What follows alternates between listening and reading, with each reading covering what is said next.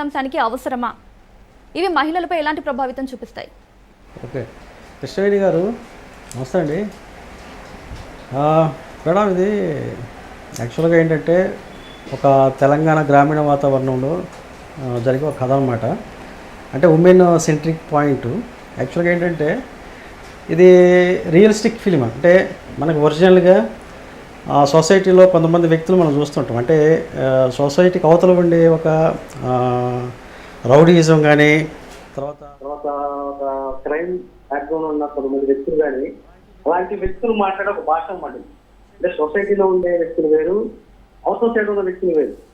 ఒక crime background ఉండే కొంతమంది వ్యక్తులు కానీ, తర్వాత వడ్డీ వ్యాపారం చేసేవాళ్ళు కానీ, లేకపోతే అలా అంటే ఆ బ్యాక్గ్రౌండ్ కొంతమంది వ్యక్తులు వాళ్ళు ఎలా మాట్లాడతారంటే మనం మాట్లాడలేదు. మన భాష, మన భాష ఎలాగైతే ఉందో వాళ్ళ లాంగ్వేజ్ పొద్దున్న వేసినప్పటి నుంచి కూడా మార్నింగ్ నుంచి ఈవినింగ్ వరకు వాళ్ళు మాట్లాడే భాష అలాగే ఉంటుంది. సో అలాగని చెప్పేసి తెలంగాణ భాషను తక్కువ చూపించట్లేదు.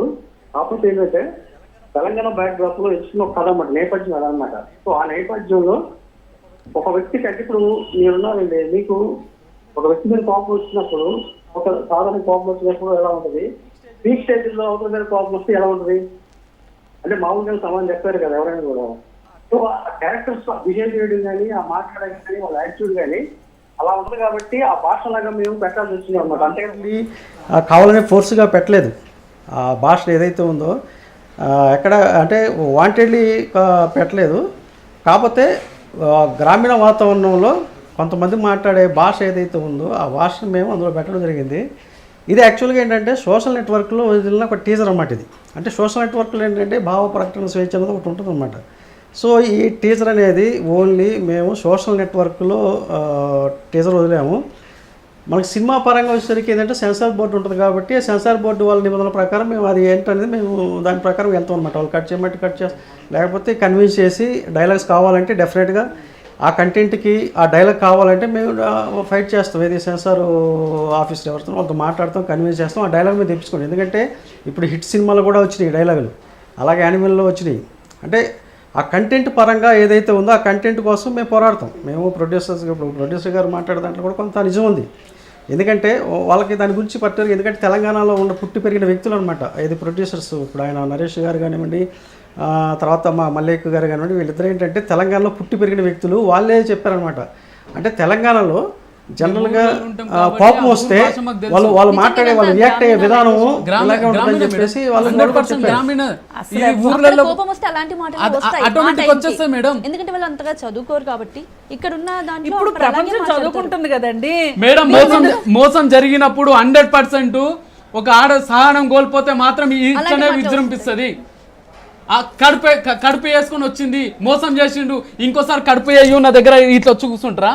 కూర్చోరు కదా. చాలా చాలా డెరగేటరీగా మాట్లాడుతున్నారండి. కాదు, చాలా డెరగేటరీగా మాట్లాడుతున్నారు. మర్యాద కాదు అసలు ఇది. కాదు, అది నిజమే. లేదు, ఆమె కోర్టుకు వెళ్ళొచ్చు. కోర్టుకు ఎందుకు వెళ్ళాలి? కోర్టుకంటే పోలీస్ స్టేషన్ దగ్గర అక్కడ న్యాయం జరిగిందా? న్యాయం జరగకపోతే పైన దానికి వెళ్ళాలి. పైన కూడా మోసం జరిగింది, అప్పుడు ఏం చేయాలి?